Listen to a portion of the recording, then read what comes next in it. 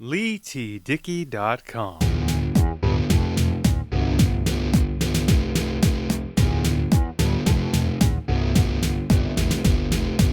What's going on, everybody? Leigh Dickey here. Welcome back to another episode of Pinfall, a pro wrestling podcast where we look at matches, promos, segments, opinions, and I give you news as well, all here on Pinfall, a pro wrestling podcast.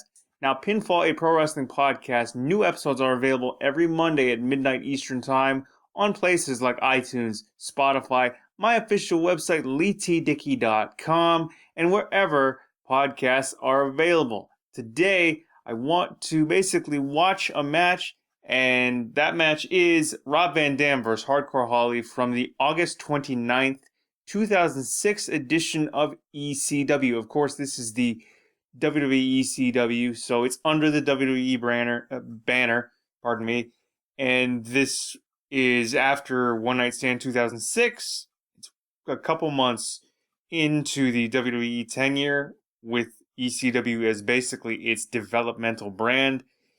We all know how it basically ended up, but still, I'm a big fan of both these guys, Rob Van Dam and Hardcore Holly, and I found this match and wanted to basically take a look at it. So, without further ado, let's get into this match. Watch along Rob Van Dam vs. Hardcore Holly from the August 29th, 2006 edition of ECW. Here we go. So it just cuts to the opening here, and you see RVD come down the aisle. I'm not sure where they are, but this is the opening match to the episode that aired on August 29th. You have Joey Styles and Taz on commentary. And this is after Rob Van Dam lost the ECW title to The Big Show after he was arrested and suspended for 30 days. Justin Roberts is the ring announcer. Van Dam, and of course, with this being ECW RVD, Rob Van Dam is a massive fixture. Why wouldn't he be? He's an ECW original. And I love, Taz on commentary. Joey Styles, too. I liked him. And of course, why wouldn't you have Hardcore Holly in ECW? I'm not sure whether or not they were using ECW as a developmental brand at this point, but to send sort of veterans of the WWE style on down to ECW and to the ECW brand, I figure it's something they just decided to do to get the young guys that were on the ECW brand under their banner up to speed with the WWE style and to basically teach the young guys. So I figured, why not? And I'm a big fan of Hardcore Holly, so this is cool. I think that's Scott Armstrong as the referee. So they're really playing up the hardcore factor within Holly's name here. And these guys are just two thick, tough dudes. We start out with the lefts and rights. Reverse Irish whip from RVD to Holly. Monkey flip from RVD to Holly. Standing thrust kick, or standing side kick, sorry. Clothesline from RVD to Holly. Off to the outside. Now, I don't know how... I know it ECW in the States aired on Sci-Fi, but the way it happened to air here in Canada, it was on a network that was separate from the other network that's WWE's Canadian broadcast partner. They aired Raw and SmackDown, but ECW was aired on a separate network on Tuesday or Wednesday at 2:30 in the morning. I rarely saw it because people aren't normally up at 2:30 in the morning to watch wrestling, and that's the thing. That was the same thing for me and Raw. RVD with the jumping off the apron, with a leg drop to Holly across the back while he's draped across the barricade. You hear the ECW chants. Man, and I can understand. I heard from Tommy Dreamer on a podcast like how he thought RVD was just incredibly thick, and I can see why with the impact of that sort of slingshot and leg drop from the apron to the barricade on Holly. Hardcore Holly going for an Alabama slam, reverses it, dumps RVD to the outside. He basically just goes boots over the top rope and hits the floor with quite some force there. You know, I miss hearing Taz on commentary in any wrestling organization. I'm not gonna lie. Like, I understand why Joey Styles kind of retired from wrestling because of some ill-fated Donald Trump joke a few years back. I think this was either shortly before the presidential election in the U.S. or after. I can't remember, but I'm assuming it was before. It was sometime late in 2016, from what I remember. But I do miss hearing Taz on commentary. Holly with the clubbing blows to RVD, hitting him in the chest and in the top of the head there. Snapmare from Holly to RVD. Scott Armstrong, the referee, it looks like, checking on RVD, who's now in a reverse chinlock. I think, in my opinion, I think Holly should have gotten a singles title run that was more akin to something more major. Beautiful drop kick from Holly to RVD. Holly taunting to the crowd. Of course, he's the heel, because why wouldn't he be? RVD is a ECW original.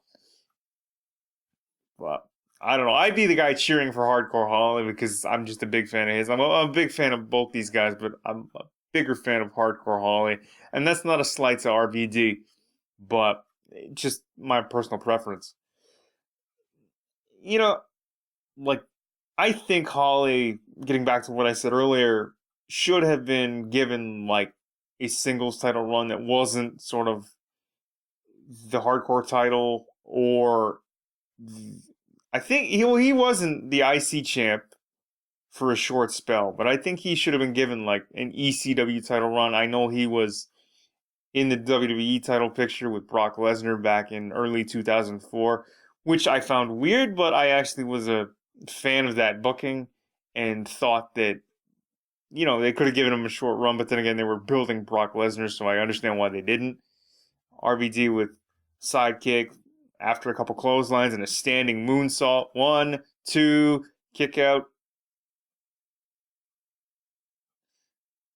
Rob now Irish whip from Holly. Reversal from Holly to RVD. Float over by RVD. Oh! Spinning wheel kick from RVD to Hardcore Holly. Or windmill kick, sorry. Rolling Thunder to Hardcore Holly from RVD.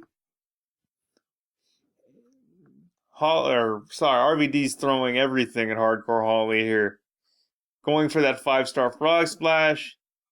Patented finishing move, of course. And, oh! Holly gets out of the way. Crash and burn from RVD. I liked Joey Styles on commentary. I thought he should have been given a much more fair shot on Raw when they had him, Jerry Lawler, and the coach on Raw. Whoa! Hardcore Holly brings the steel chair in, misses, swings wildly. RVD with a spinning wheel kick and a jumping leg drop. RVD's got that chair in his hand now. Oh, right across the back. And of course, because it's WWE and we're getting into the PG era, there is a disqualification. Another shot from RVD to Hardcore Holly with that steel chair. Scott Armstrong is throwing the match out. So, and another shot from RVD to Hardcore Holly, this time to the face.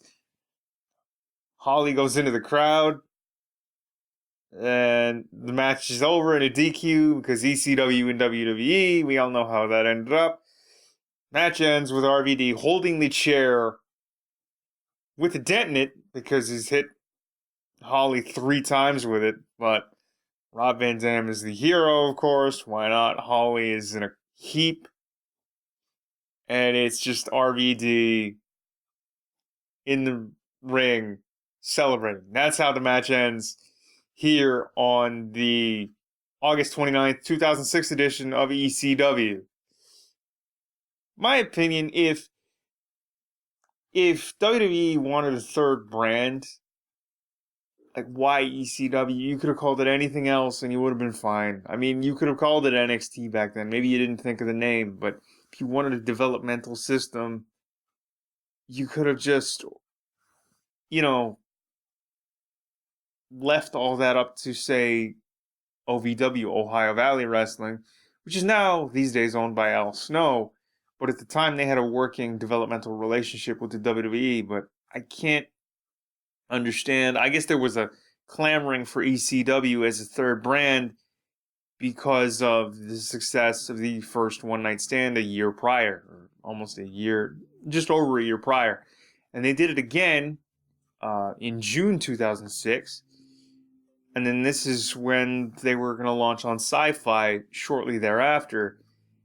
But, I mean, if you start out with the Zombie on your first episode, on a much better, in a much better television deal, on a much better network, and in a much better television landscape, that's a telltale sign that it's really not going to last, and it's not ECW, but it's pandering more to your network partners.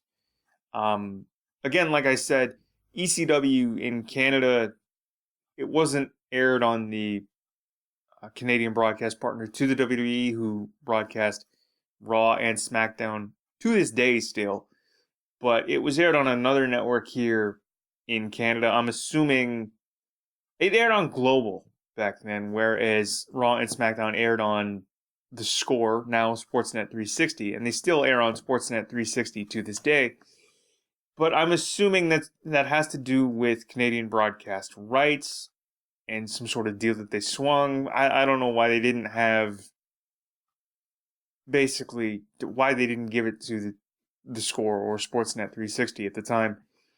And it just didn't make sense. I mean, they air everything else on Sportsnet 360 now. They have the main event, they have Raw, they have SmackDown, they had NXT for a while. I'm assuming that when NXT goes to the USA in the States, it will stay on the WWE network here in Canada. But they did have NXT on Sportsnet 360 for a while. I'm just saying they could have given it to the Score at the time, which is now Sportsnet 360, and they didn't. And as a result, in Canada, ECW aired at like Tuesday or Wednesday at 2:35 in the morning. I barely saw it, but going back to watch it, I can see why, ECW purists and like the fans from that early 90s run, or that original run of ECW, just weren't a fan of this stuff. Because, I mean, like, when did you ever see disqualifications in the original ECW? But because it's a WWE product, of course you're going to get disqualifications, because we're into the PG era and it's a different television landscape than it was in the early 90s. And even this is 2006. And of course you have network partners and sponsors and all that sort of stuff. So I can see why it didn't last, and I can see why ECW on Sci-Fi during its 4-year run was the way that it was. But there is my watch-along and review of Rob Van Dam vs. Hardcore Holly from the August 29th, 2006 edition of ECW on Sci-Fi/Global up in Canada. What are your memories of the ECW product that WWE put out? So WWE ECW, post it in the comments below. Thanks again for listening. Please comment, like, share, and subscribe. You can find Pinfall, a pro wrestling podcast, with new episodes every Monday at midnight Eastern Time on my official website, LeighTDickey.com, iTunes, Apple Podcasts, Spotify, wherever your podcasts are available. It is available everywhere. You can find it everywhere. Listen to it. Write us a review. Leave us a review on iTunes. And leave your suggestions to what you would like me to watch, review, talk about, give you an opinion on in the comments. And also, when you leave a review, leave your suggestions there as well. Thanks again for tuning in, listening, and watching this episode of Pinfall, a pro wrestling podcast. Of course, I am your host, Leigh Dickey, and we will see you all and talk to you all next Monday at midnight Eastern Time for a brand new episode of Pinfall, a pro wrestling podcast. And also, you can subscribe to Pinfall, a pro wrestling podcast and every other thing that I do on YouTube by searching for Leigh Dickey TV. All right, now that that's all out of the way, thanks again for tuning in. Please comment, like, share, and subscribe. And we'll see you all and talk to you all next Monday for a brand new episode of Pinfall, a pro wrestling podcast. Leigh Dickey signing off. Peace.